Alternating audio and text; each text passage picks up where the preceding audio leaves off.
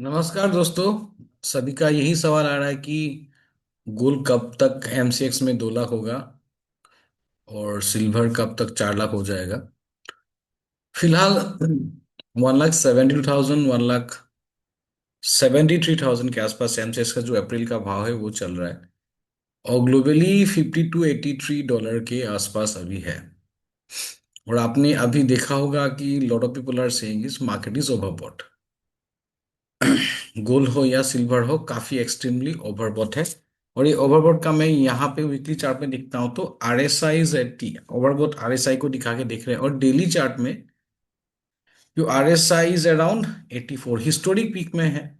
पहले भी RSI गया था जब ये भाव $4,300 गया था। तो अब उसके आसपास ही रिलेटिव स्ट्रेंथ इंडेक्स वहां पे है। इस स्पेस में क्या करता है एक्चुअली देखिए, RSI ओवरबॉट होने से प्राइस इमीडिएटली बैक कर जाएगा, सेलिंग आ जाएगा, ये करना थोड़ा सा मुश्किल होता है क्योंकि मार्केट ओवरबॉट टेरिटरी में बहुत दिन तक चल भी सकता है। जैसे कि पूरे फेज ही बहुत तक ओवरबॉट लेवल पे ही था। और ओवरबॉट होने से भी अगर यहाँ पे डाइवर्जेंस नहीं दिखता है या आपका जब तक डाइवर्जेंस नहीं होता है, प्राइस एंड RSI का डाइवर्जेंस नहीं होता है, तब तक हम लोग ये ट्रेंड में कुछ दिक्कतें आएगा वो नहीं बोल सकते हैं। Divergence at the upper end of the RSI, एक होता है निगेटिव डाइवर्जेंस, एक होता है पॉजिटिव डाइवर्जेंस। तो यहाँ पे निगेटिव डाइवर्जेंस जब तक नहीं होता है वी कैन नॉट से प्राइसेस विल कम डाउन। और ये जो मैंने अभी जो एक्सटेंशन लगा के रखा है फिबोनाची 52 का 80 का, मैंने अपने दोस्तों के साथ बात किया था तो $50 to $80 का मुझे दिख रहा था। अभी मैं ये एक्सटेंशन ले रहा हूँ जहां से गोल्ड का रैली शुरू हुआ जब से मैंने हम लोगों ने कैरियर शुरू किया था 2000 के आसपास से।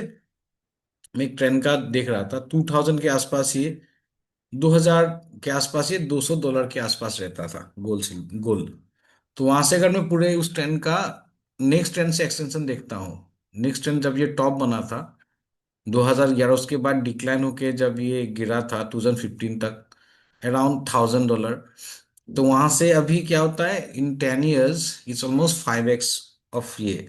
तो यहाँ पे नेक्स्ट जो जोन है जहां तक मैक्स टू मैक्स अभी हो सकता है इज लुकिंग एट 5485 या $5,500। तो यहाँ से और $200 तक और एक्सटेंड कर सकता है गोल्ड के प्राइजेस। हाँ ये बात भी है कि यहाँ पे मार्केट ओवरबॉट सिनेरियो है तो यहाँ पे थोड़ा कॉशियसली देखना चाहिए।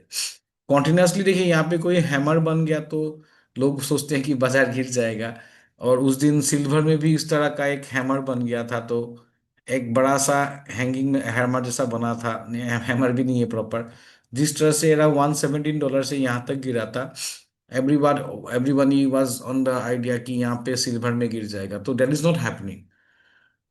तो फिलहाल ये हो सकता है कि फिर देखिए इसमें कोई भी ट्रेड करता है तो कैसे रहना चाहिए आउटलुक में। देखिए जब तक ये बाजार यहाँ पे, तो एक चीज हो रहा है कि ये देखिए मैं छोटे मोटे टाइम फ्रेम में ही देख रहा हूँ तो 52 का 40 जो स्पॉट लेवल है ये मान के चलिए थोड़ा सा सपोर्ट है। और यहाँ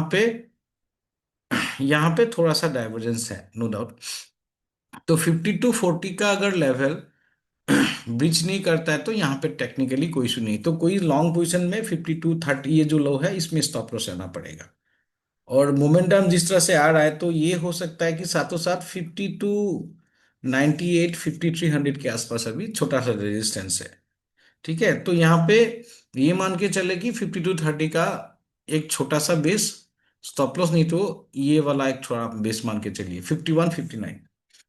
5159 का एक बड़ा स्टॉप लॉस मान के चल सकते हैं। कोई भी डिक्लाइन से ये स्टॉप लॉस मतलब छोटा सा डिक्लाइन आता है तो, या नहीं तो इस बेस के आसपास अगर बाजार जाने के लिए कोशिश करता है तो ये स्टॉप लॉस बनता है। लेकिन ये जो भाव है ये जो रेट चल रहा है इसमें नया पोजीशन लेके पैसा बनाने के लिए थोड़ा सा रुक के रहना चाहिए। जो फिजिकली हम लोग का इंडिया में लोगों के हाथ पे है, जो लोगों का होल्डिंग्स है अभी, जो गोल्ड के holdings equal to India GDP now 5 trillion gold holding हो गया लोकली एमसी इंडिया में।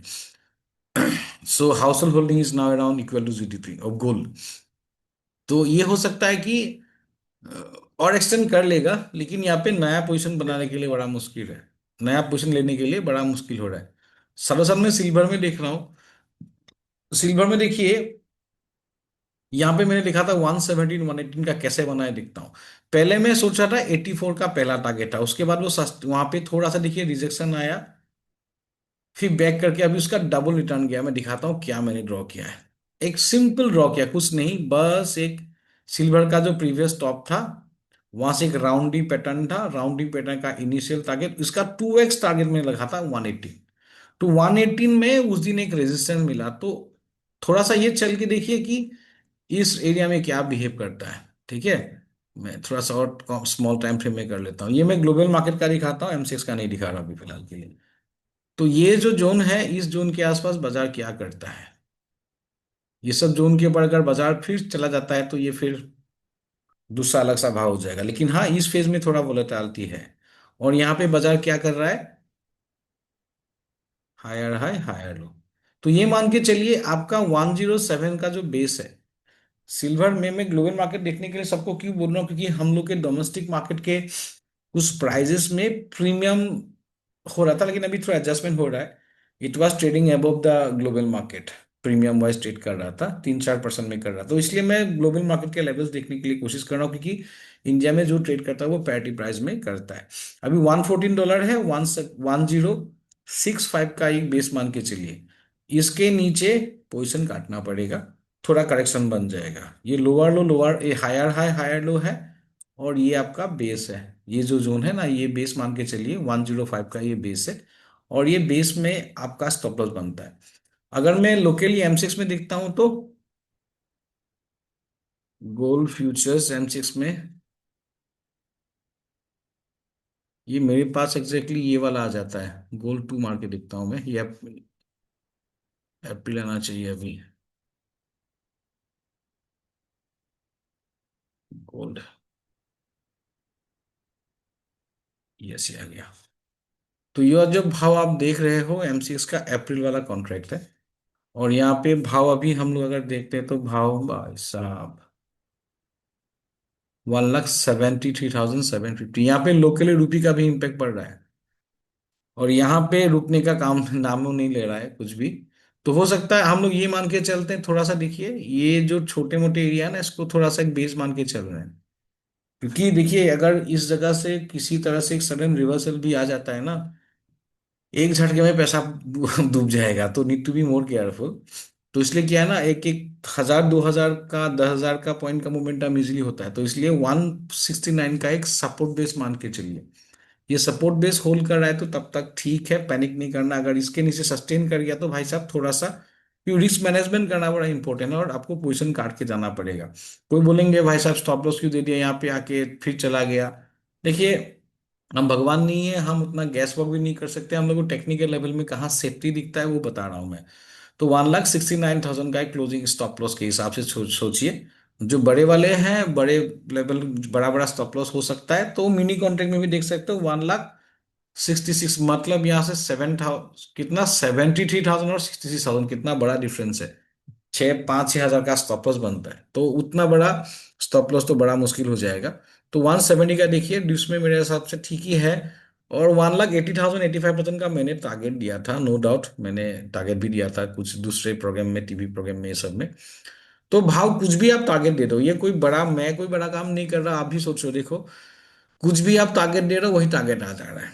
तो उस तरह का रैली है। और यहाँ पे थोड़ा सा M6 में, तो यहाँ पे ये चार्ट में RSI इतना नहीं है आवर्ली चार्ट में। और थोड़ा डाइवर देखिए, RSI में ये चीज पहली बार दिख रहा है, थोड़ा सा ये वाला हो रहा है। और देखिए डाइवर्जेंस है सिनेरियो। हालांकि डाइवर्जेंस होने से ही बाजार गिर जाएगा इस तरह का नहीं, डाइवर्जेंस होके भी बहुत दिन रहता है, वो पहले हिस्टोरिकली हम लोगों ने गोल्ड में देखा था। तो यहाँ पे केयरफुली करना है, ये चीज आपको दर्शा रहा है कि अगर आपका पोजीशन है, स्टॉप लॉस मान के चलिए। पोजीशन में प्रॉफिट बुकिंग आता है, मैं ये फ्यूचर कॉन्ट्रैक्ट या ट्रेडिंग के पर्सपेक्टिव से दे रहा हूँ। और जो फिजिकल गोल्ड या फिजिकल सिल्वर को देख रहे हैं, देखिए गोल्ड में तो भाव और भी आसमान छूने वाला है going forward, because of the de dollarisation और people central bank moving towards gold and other currencies. Cryptos and all. तो gold as a safe haven asset class तो रहेगा। और फिर गोइंग फॉरवर्ड जापान के इलेक्शन में भी जो आएगा, स्नैप इलेक्शन में, उसके बाद अगर ताइकेची जीतते हैं और उनका एक्सपांशनरी फिस्कल पॉलिसी रहता है, और उसके कारण अगर उन वो लोग ट्रेजरी भी बेचते हैं, यूएस ट्रेजरीज, कुछ एग्जैक्टली उनके सेंट्रल बैंक ने बताया था, तो फिर डॉलर का और मुश्किल हो जाएगा। जिस तरह से हम लोगों ने ये चीज देखा था, जिसके कारण एडिशनल सपोर्ट मिला था, देखिए यूएसडी जापानीज इनकम है। Just look at here. This is one of the trigger that exactly why gold went up sharply. Japanese yen gained against dollar intervention के कारण। तो यहाँ तक ठीक था। ये लेटेस्ट जो 3 दिन में जो फटाफट मोमेंटम आया था ना, ये वन ऑफ द फैक्टर। तो ये इंटरवेंशन के कारण आया था, लेकिन अगर वो ट्रेजर सेल करते तो फिर और डॉलर येन बढ़ेगा और डॉलर गिरेगा, तो वो सपोर्ट कर रहा है। और बाकी और भी तो फैक्टर सामने हैं। तो फिलहाल के लिए केयरफुल रहना है। 3,80,000 तो सिल्वर पहुंच गया, 20,000 का बाकी है। और गोल्ड भी 1 लाख 1,70 कुछ थाउजेंड पहुंच गया, 70 और 7-8 थाउजेंड बाकी है। लेकिन इस फेज में ना खुद ही केयरफुल रह के रहना इज मोर बेटर। और बाकी अगर मैं इंडियन मार्केट का देखता हूँ, उसका मैंने डेली आउटलुक भेजा था, आज तो उतना बताना नहीं है। अभी फिलहाल थोड़ा केयरफुल रहना है। बजट कल परसों से बाजार में क्या होगा मैं कल लाइव दूंगा। लेकिन फिलहाल गोल्ड सिल्वर का देखिए, गोल्ड सिल्वर में थोड़ा केयरफुल रहना है। और क्रूड ऑयल का जो भाव जिस तरह से जा रहा है अभी, WTI क्रूड ऑयल, ऐसा लग रहा है कि भाई साहब कहाँ जाने वाला है। लेकिन मैं वीकली चार्ट को थोड़ा बेटर देखूंगा। तेजी में जा रहा है, सस्टेन करेगा कि नहीं करेगा, $65 में तो फंस जाना चाहिए। ये because of Iran stress is picking up. और $2 का मैक्स टू मैक्स अपसाइड में मान के चल रहा हूँ, उससे ज्यादा नहीं मानूंगा। और बाप रे बाप, तो 5900 5950 के आसपास ही शायद शॉर्ट करना पड़ेगा M6 में। फिलहाल के लिए कुरल अभी कुछ नहीं है। कुरल में थोड़ा अपसाइड है, अपसाइड के लिए मैं प्ले आउट नहीं करूंगा, ऊपर लेवल पे बेचने के लिए, और पूरे कॉन्टिन्यूसली में बेच के ही काम कर रहा हूँ। तो थोड़ा सा भी जोन से निकल गया है थोड़ा, ठीक है, थोड़ा सा और ऊपर $1-2 ऊपर चला गया तो कोई बड़ा बात नहीं है। तो M6 में 5850 5900 के आसपास से थोड़ा सा देखेंगे। तो लेकिन बाजार फिर बैक टू 5400 55 आने के लिए कोशिश करेगा, नॉट इमीडिएटली, तो वो चीज हमको देखना है।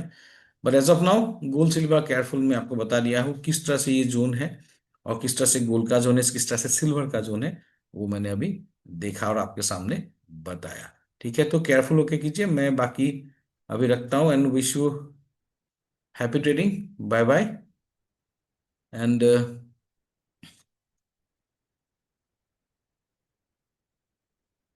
रिकॉर्ड भी कहाँ के था? ओके।